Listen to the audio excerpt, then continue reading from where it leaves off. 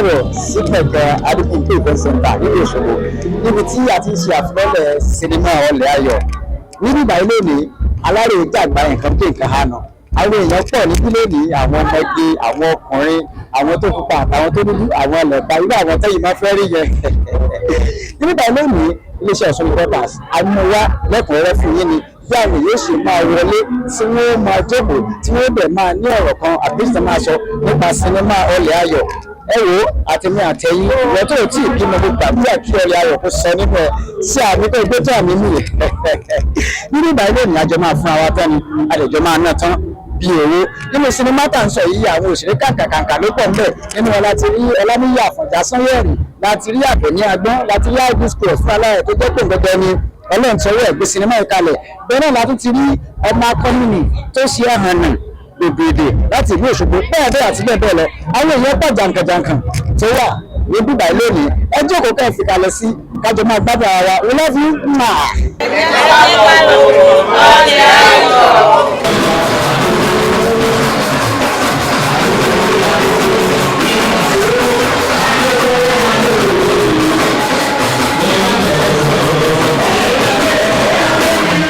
Orúkọ mi náà ni orúkọ mi. Ọ̀nà lórí kí ni ẹ kọ́ fún wa?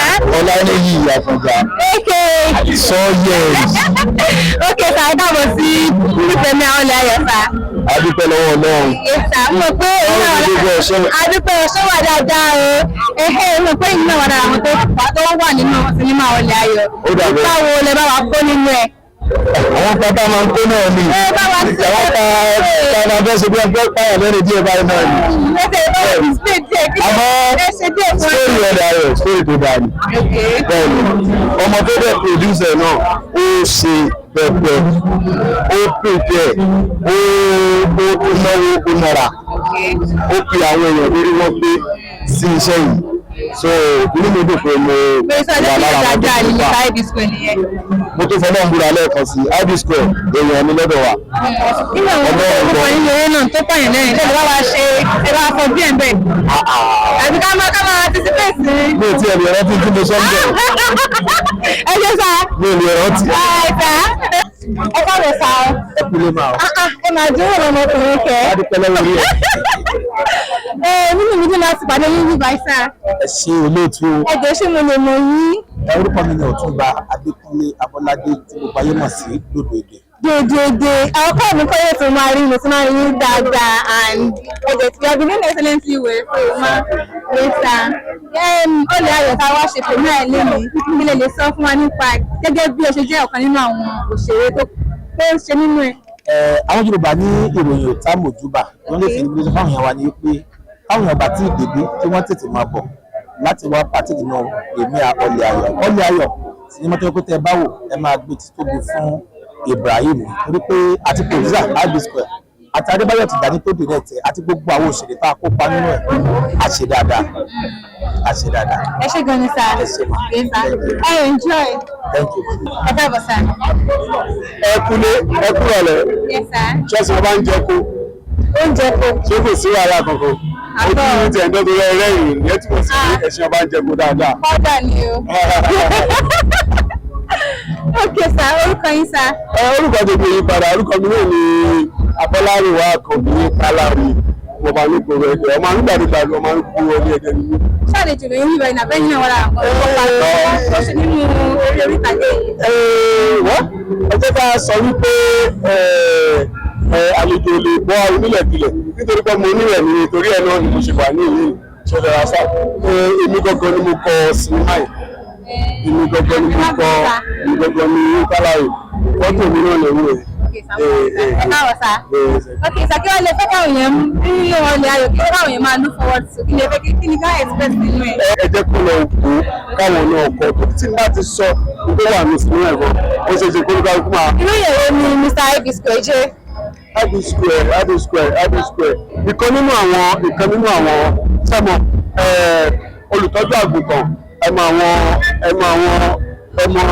ọ̀dọ́ àgùntàn àwa náà ọ̀dọ́ àgùntàn tó fáwọn èèyàn kan Ibisco wá wà bí àgùntàn lábẹ́ wa òun náà ti wá di olùṣọ́ àgùntàn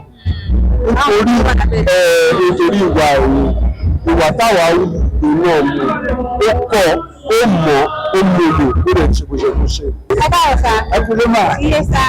Kí ló kọ́ yín sá? Olúṣọlá Sunday lórúkọ mi gbogbo máa ń pè mí lọ́tọ́rìtì. Authority. Yes, wá ṣe premier fún IB Square Amúdàta ọmọ ológun àwọn premier. Okay sá. Kí lẹ look forward láti gbé nínú premier nínú ọlẹ̀ ayọ̀? Well, it's the first time, and I believe this one will be among the best. Very sure. So we expected the best. Okay, sir. Thank you very much. You're welcome. Yes, sir. Báwo ni the IB Square báwo ló ṣe jẹ́ sí i? Ọmọ mi dáadáa, bí òbí ọmọ mi, mo tó ṣe dáadáa ní àná. Ṣé ṣe wíńbà náà lẹ́yìn náà ti wá? Bẹ́ẹ̀ ni ṣe kò ti wá. Èmi ní aláṣẹ àti olùdarí authority law àgbà àṣírí aróṣù. You are welcome, sir. Thank you very much. Yes, sir. My name is Dr. Adebayo Adeyemi.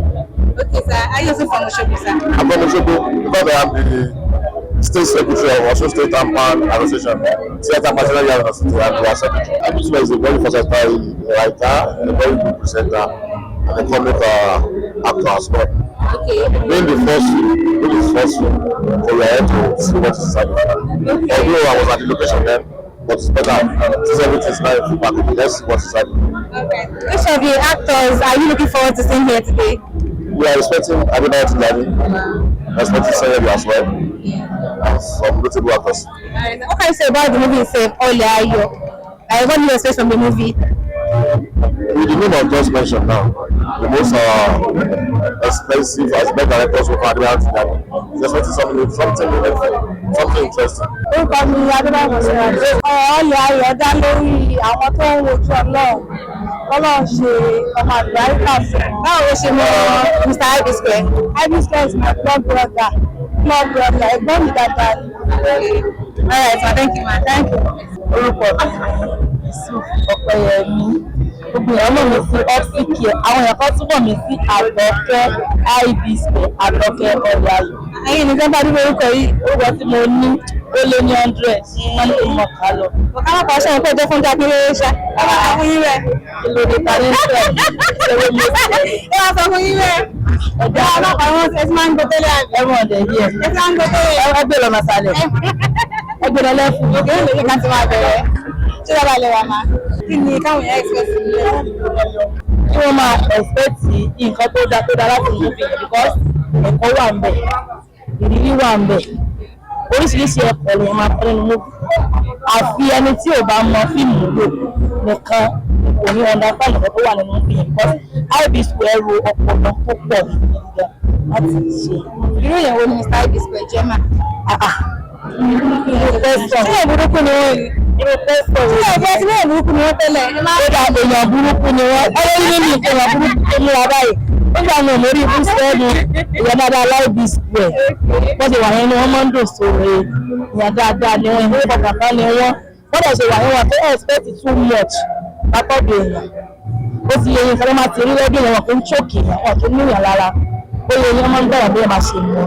IB Square is somebody with he has great IQ, and then when it comes to entertainment, we give it up for him. So that is why I said it deserves to be coming down here today. Okay, out of the artists coming here today, which one are you looking forward to seeing here? In fact, all of them, because during the casting, I was following up, so for you to know that yes, Committee Walara is staying for a very long time, and I don't want to miss it at all. So all of them, I do not see IB using anybody that is not competent. Bàbá yìí dáadáa Ole Ayo is a movie actually, but it's part of research. I'm not even watching the movie, but I'm very sure it's a blockbuster already. That's something that's very, very good. Kí èmi sọ nípa Mr. IB Square, Yorùbá ní kẹ́lá máa fi sọ́mà. Inú ọmọ ilé IB Square, all I know is that IB Square is somebody tó máa ń pè yàn lè yàn. Ẹ̀pọ̀ èèyàn yàtọ̀ sí somebody. Èèyàn ní IB Square. Wọ́n dẹ̀ tún ní àwọn ọ̀pọ̀lọpọ̀ èèyàn lẹ́gbẹ̀ẹ́. Àwọn èèyàn ló ṣe pàtàkì ní o. Yes, we are expecting. It's been in the industry for a while, and it's not disappointing, and we are not going to disappoint. It has not been disappointing you. That means this one is going to be a Something popular. great. We are expecting something fantastic from this movie. I hope this will make sense as we are thinking. Around the day, all it is to be precise. Being one of the cast now, what can you say about the movie Ole Ayo? Ole Ayo is a story that is very interesting, fantastic. Because let me say, I'll give a cast of movie. This one is quite different. What do you want people to look forward to in the movie? Expect love side, lies, truth, and passion. orúkọ mi ni Adébáyọ̀ Tìjání. It's a nice to see you, sir. Bọ́ọ̀lù ẹ̀yin ni ẹ ṣe director fíìmù tí a ṣe premier ilé ní sá. lágbára náà. Ok, sàdájọ́ yóò kẹ́lẹ́ bá wa sọ nípa Mr. Ib Square. Irú ìyàwó ni wọ́n jẹ́ sá. Mr. Ib Square is a very good guy, very humble, respectful and focused guy. Ok, kí ni káwọn èèyàn express nínú fíìmù Ọlẹ̀ Ayọ̀ ni? They respect nothing of people. Enjoy value for their money. It's a very beautiful movie, lovely storyline, well shot. Ẹ jẹ́ àdúrà ìgbọ̀lẹ́ ní káwọn ọkọ mi artist tí wọ́n ń wo ẹgbẹ́ mọ́wé as role model. Wọ́n máa ń sùn ọ̀rẹ́dà sùn, wọ́n máa ṣeré ọ̀rẹ́dà ṣeré láyé. Thank you very much, sir. Nice to see you. Ibrahim Ib Square. IB Square tí gbogbo àwọn èèyàn mọ̀ sí IB Square ọmọ ológo. Olóògbé mi débi léèrè. Láti ṣe ṣùgbọ́n mi ọ̀pọ̀lọpọ̀ wa. Bẹ́ẹ̀ ni Òṣogbo bíbá náà láti wá àti ọ̀pọ̀lọpọ̀ àwọn òṣèré tó wà ń bẹ̀ tí wọ́n kópa nínú múfì gbogbo wọn náà jẹ́ olólùfẹ́ mi tí mo dẹ̀ nífẹ̀ẹ́ sí. Ṣé òṣèré orí ìtàgé lẹ́yìn náà ni? Bẹ́ẹ̀ ni. You look good. Thank you. Ṣé máa tó mú òkè òṣèré ọ̀rẹ́ sà? Orúkọ yín sà? Orúkọ mi ni Malam Habib Ibrahim Balogun tó wà ní ọmọ sí afáàjẹjì àgbà. Báwo ṣe jẹ́ sí Mr. Ib Square sà? Mẹ́rin náà nìyá mi bí èmi nọ́mbà 3 èmi nọ́mbà 4 the same mother the same father bákan bákan ló tóbi wa. Kí ẹ bá wa sọ nípa Ọlẹ̀ Ayọ̀ tá à ń ṣe pèsè mẹ́rin ní. Àjọ wa ń lo déjà Ọlẹ̀ Ayọ̀ ni in fact tí wọ́n bá rí Israel ṣe wà wọ́n máa rí àti pé àti tẹ́lẹ̀ lọ olóyè òwú wọ́n gbé storyline character àwọn kẹ́kẹ́ producer gbogbo wa ta ìlú wa òkè. Àgbèsíwà ọmọ dáadáa ọmọ àgbàkà ọmọ bàbá wa imam àdìgbọ̀dọ̀ wa fi ìfẹ́ hàn pé ọmọ tó ti rí ẹ̀sìn jáde. Ṣé Ọlẹ̀ Ayọ̀ ní ìdán ṣe pè mẹ́rin lónìí? Kí ni expectation ní fíìmù yẹn? Mo gbàgbọ́ pé nǹkan tó dùn tó kọ́ni lẹ́kọ̀ọ́ làwọn bá kà nípa àwọn kọ́mpútà àti sílẹ̀ rẹ̀ tó ń fọwọ́ láti rí nípa yìí. mo tẹ̀ kọ́kọ́ lọ́mọ mi tó jẹ́ pé òbí sáré lè yan inú mi bẹ́ẹ̀.